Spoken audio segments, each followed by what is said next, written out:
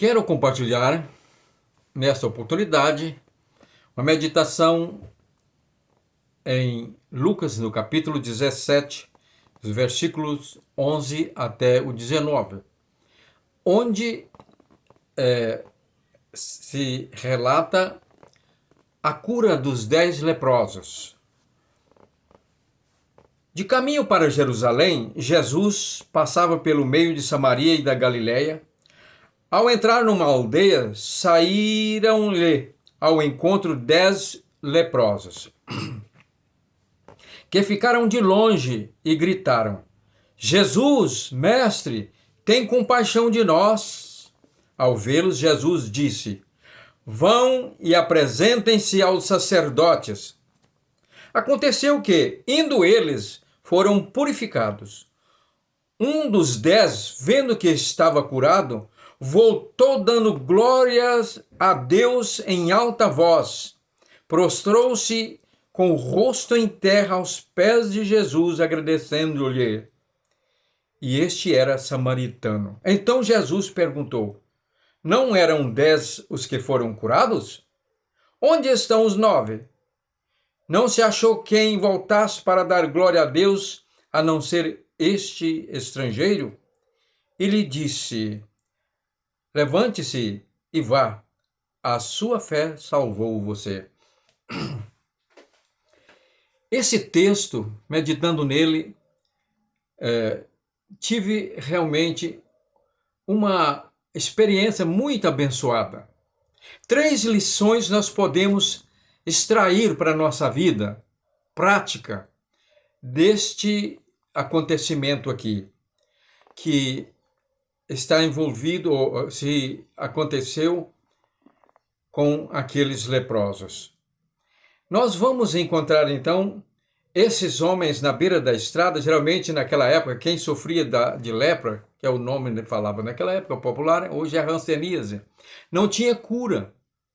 Então, as pessoas eram isoladas fora da cidade e não podiam chegar perto das outras pessoas. Por isso, eles, sabendo que Jesus ia passando por ali na estrada, eles aproximaram os 10 e de longe gritaram: Senhor, tem compaixão de nós. Noutra versão diz: tenha pena de nós.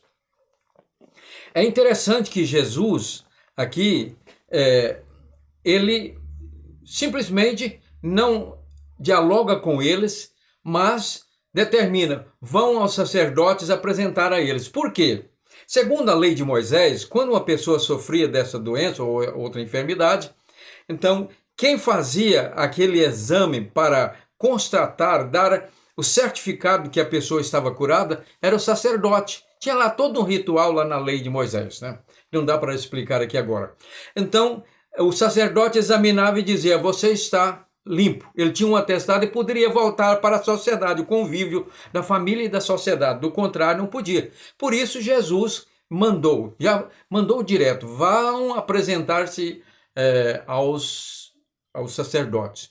E é interessante que, quando eles começam a indo, de repente perceberam que estavam limpos de todas aquelas feridas, aquele mal-estar, aquela dor, todo aquele incômodo da enfermidade.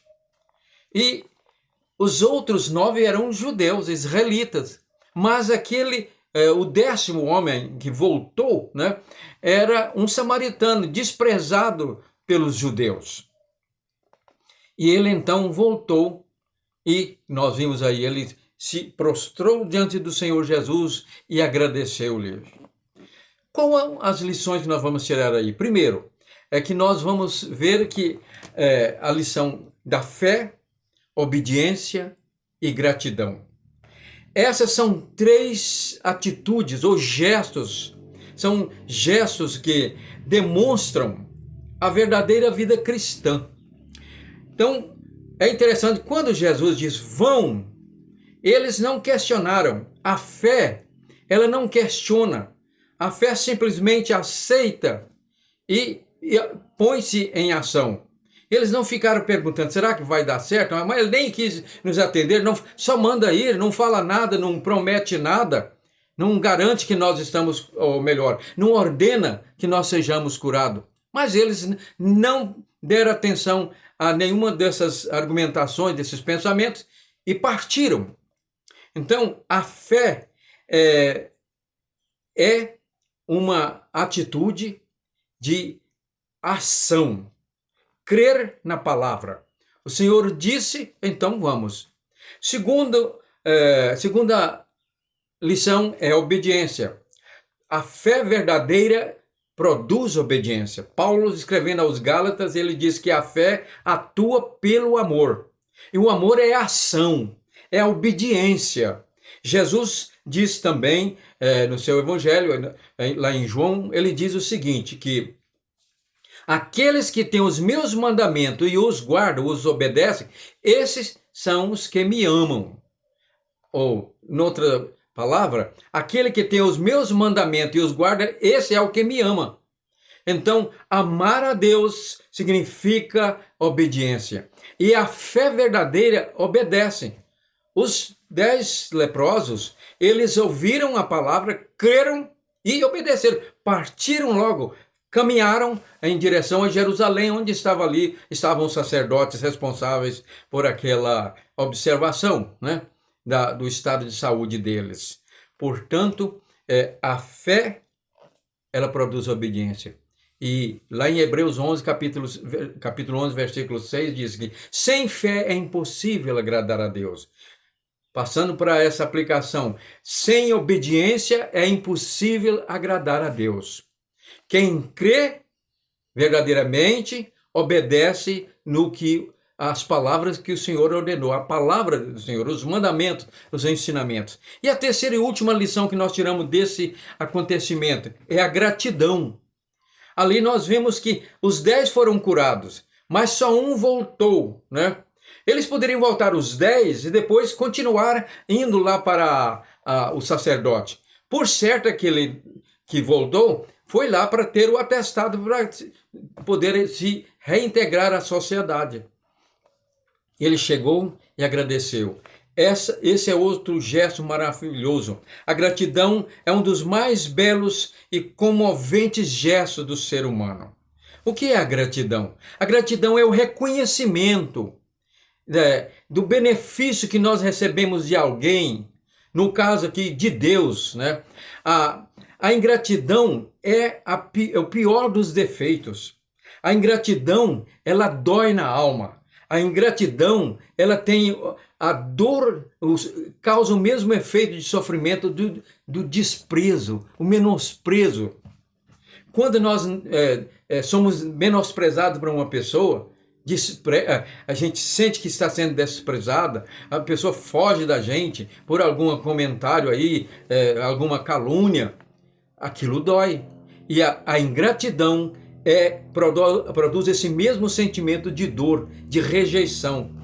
A ingratidão, ela provoca aquele desconsideração pelo benefício, pela graça, pela bênção que nós recebemos.